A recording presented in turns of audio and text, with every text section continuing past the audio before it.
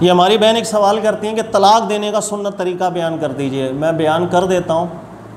तलाक़ देने का सुन्नत तरीका ये है, अल्लाह ने फरमाया या अय्युहन नबिय्यु इज़ा तल्लक़्तुमुन निसा फ़तल्लिक़ूहुन्ना लिइद्दतिहिन्ना व अहsul इद्दा, कि ए नबी जब कभी तलाक़ देने की नौबत आए, हाजत आए, ज़रूरत आए तो फ़तल्लिक़ूहुन्ना, तो औरतों को इस तरह तलाक़ दी जाए लिइद्दतिहिन्ना, कि उसकी इद्दत का ख्याल रखते हुए तलाक़ दी जाए, व अहsul इद्दा, और उसकी इद्दत को शुमार भी किया जाए।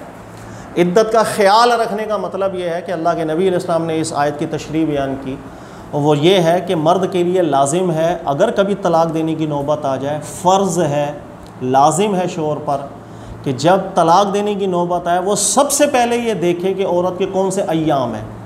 अगर वो अय्याम हैज़ हैं, माहवारी के अय्याम हैं, तो इन दिनों में औरत को तलाक़ देना अशद दर्जे का हराम है, अशद दर्जे का हराम।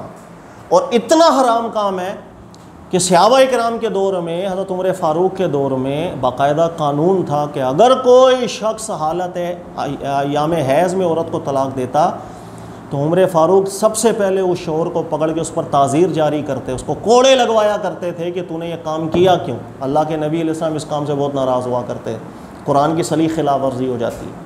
तो सबसे पहले शोहर ये देखे कौन से अय्याम है। अगर अय्याम हैज़ हैं उसमें तलाक़ देने की इजाज़त नहीं है, हराम है, बिदत है, बिल इत्तिफ़ाक़।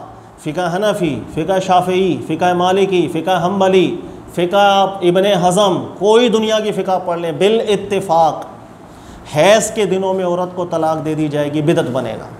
नंबर 2, अगर पाकी के दिन है, अगर आप तलाक़ देना, कोई शोहर तलाक़ देना जा रहा है और औरत के पाकी के दिन है, लेकिन इस पाकी के दिन में शोहर बीवी से जिस्मानी ताल्लुक़ कायम कर चुका है, अब भी इन पाकी के दिनों में तलाक़ देना हराम, बिदत बिल इत्तिफ़ाक़, बिल इत्तिफ़ाक़।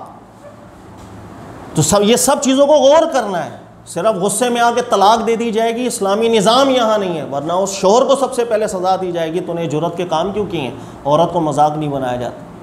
लिहाजा अगर पाकी के दिन है औरत के, लेकिन इन पाकी के दिनों में शोहर ने औरत से जिस्मानी ताल्लुक़ कायम किया है, तो इन पाकी के दिनों में तलाक़ देना भी हराम है शोहर के लिए, बिदत है शोहर के लिए। अब वो इंतज़ार करेगा कि फिर माहवारी है, उसके बाद फिर पाकी के दिन आए और उस पाकी के दिनों के अंदर औरत से ताल्लुक़ भी कायम ना किया हो, अब उसको आपने तलाक़ देनी है और सिर्फ एक तलाक़ देनी है। यह है सुन्नत तरीका। अगर कोई शख्स इकट्ठी 2 तलाक़ें दे देगा अपनी ज़ौजा को और कोई शख्स इकट्ठी 3 तलाक़ें दे देगा अपनी ज़ौजा को, ये भी हराम है और बिदत है बिल इत्तिफ़ाक़। इमाम अबू हनीफ़ा, इमाम शाफ़ई, इमाम मालिक, इमाम अहमद बिन हम्बल, तमाम मुज्तहिदीन का इत्तिफ़ाक़ है, इकट्ठी 2 तलाक़ें दे देगा या इकट्ठी 3 तलाक़ें दे देगा, ये भी हमारे दीन में बिदत है, हराम है। शोहर पर ताज़ीर कायम होगी, उसको सज़ा देगा हाकिम इस्लाम की, उसने क्यों जुर्रत की ऐसी, क्यों मजाक बना दिया उसने दीन का, औरत को भी क्यों महल्ले एक मजाक के महल के ऊपर लेकर आ गया। लिहाजा ज़हन में रख लीजिएगा, सुन्नत तलाक़ का तरीका ये है, अगर शोहर ने तलाक़ देनी है वो सबसे पहले देखे औरत के दिन क्या हैं, अय्याम क्या हैं। अगर अय्याम हैज़ हैं तो रुक जाए, अभी नहीं तलाक़ देनी, हराम है, हाकिम सज़ा देगा। जब पाकी के दिन आए और इन पाकी के दिनों में शोहर औरत के जिस्मानी ताल्लुक़ कायम ना करे और अब तलाक़ दे, वो भी सिर्फ एक, इसके अलावा किसी भी तरीके से औरत को तलाक़ दी जाएगी, वो सब हराम तलाक़ हैं, वो सब बिदत तलाक़ हैं, हाकिम इस्लाम उस पर सज़ा जारी करेगा। उमर फ़ारूक के दौर में एक कानून था। इब्ने हजर अस्क़लानी ने किताब तलाक़, आप पढ़ेंगे बुखारी की शरह पर, वाज़े तौर पर लिखा और सही सनद के साथ ज़िक्र किया।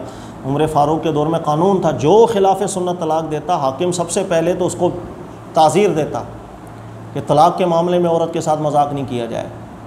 इसके अलावा हैज़ के दिनों में तलाक़ दे दी जाएगी, बिल इत्तिफ़ाक़ उलमा के बिदत है। अगर ऐसे तोहर में, ऐसे पाकी के दिनों में औरत को तलाक़ दी जाएगी जिसमें जिस्मानी ताल्लुक़ औरत के साथ कायम कर लिया है, अब भी हराम है उन पाकी के दिनों में औरत को तलाक़ देना। एक से ज़्यादा एक वक्त में तलाक़ दे देगा शोहर, 2 देगा या 3 दे, अब भी हराम है, अब भी बिदत है, उस शोहर के लिए सज़ा जारी होगी उसके ऊपर। ऐसा काम क्यों किया? एक तलाक़ देगा, रजई तलाक़ देगा, बस पाकी के दिनों में, जिस पाकी के दिनों में औरत से जिस्मानी ताल्लुक़ कायम ना किया गया हो। और हमारे दीन ने इतनी क़ुयूदात इसलिए इरशाद फरमाई है, इससे ज़्यादा अच्छा मिजाज किसी का हो ही नहीं सकता कि इंसान आमतौर पर यही करता है, गुस्सा आया और तलाक़ दे दी। लिहाजा हमारे दीन ने लाजिम रखा है कि जब कभी तलाक़ की नौबत आए वो रुके और पहले गौर करे कि कौन से दिन चल रहे हैं, पाकी के दिन हैं या नहीं है। तो जिस वक्त वो तवक्कुफ़ करेगा कुछ देर बाद उसकी कैफियत खुद बदल जाएगी।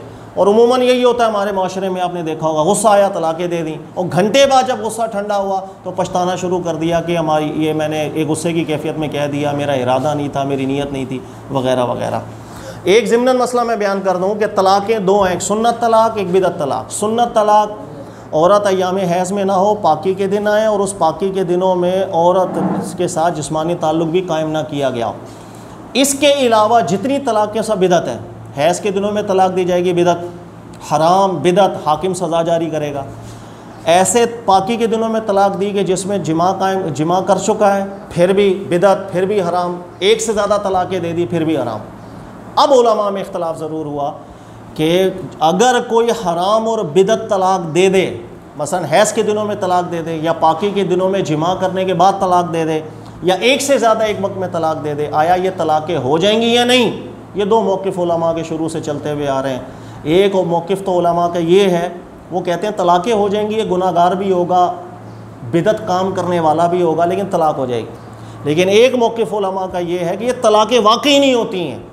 आप हैज़ में तलाक़ दोगे, कोई तलाक़ वाकई नहीं हुई, वो बीवी है आपकी, उसके साथ वैसे ही रहो। आपने एक साथ दो तलाक़ें दे दी हैं तो तलाक़ जो ये भी बिदअत की तलाक़ है। या आपने तोहर में तलाक़ दे दी जिसमें जिमा किया था, उसके भी तलाक़ वाकई नहीं होगी। ये भी उलमा का मौक़िफ़ रहा है, इख्तलाफी मसला रहा है, और दोनों तरफ दलाइल भी हैं। और इसमें हमारी तरजीह क्या है, इस मौजू के ऊपर हमने अलग से बयान भी रिकॉर्ड किया हुआ, वो सुनिएगा कि तलाक़ बिदअत देने की सूरत में दुरुस्त मौक़िफ़ क्या है, इस्तिदलाल की हैसियत के अंदर किस पर फतवा देना चाहिए, वरना हमारा माहौल और माशरा कहाँ चला गया, अल्लाह ताला आफ़ियत दे।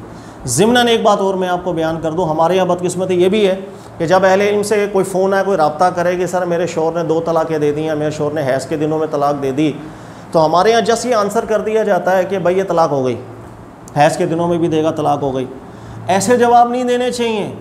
कोई शख्स सवाल करे कि मैंने अय्याम हैज़ में तलाक़ दे दी, या एक से ज़्यादा तलाक़ दे दी, या पाकी के दिनों में जिमा के बाद तलाक़ दे दी, सबसे पहले आपको बयान करना चाहिए तूने हराम काम किया क्यों, ये बिदअत वाला फ़ेल तूने किया क्यों। या इस्लामी निज़ाम नहीं है, वरना तुझे हाकिम पहले सज़ा देता। और ये कानून आज भी बनना चाहिए, क्यों नहीं बनता।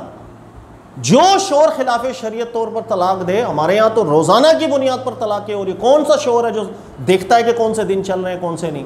बस जब लड़ाई हुई, झगड़ा हुआ, तलाक़ दी, जान छुड़ी और रिश्ता ख़त्म। एक कानून बनना चाहिए, जो सुन्नत तरीके से हट करके तलाक़ देगा उस पर सज़ा जारी हो। 6 महीने के लिए कैद कर दो उसको, उस शोर को साल भर के लिए कैद कर दो। अकल ठिकाने आए हमारे यहाँ लोगों के लिए कि कोई भी ऐसा ना हो कि गुस्से के आलम के अंदर उठे और बीवी को तलाक़ दे। जो तरीका हमारे दीन ने बयान किया, उस तरीके के ऊपर औरत को तलाक़ दी जाए। अल्लाह ताला समझने की तौफ़ीक दे। जज़ाकल्लाहु खैर।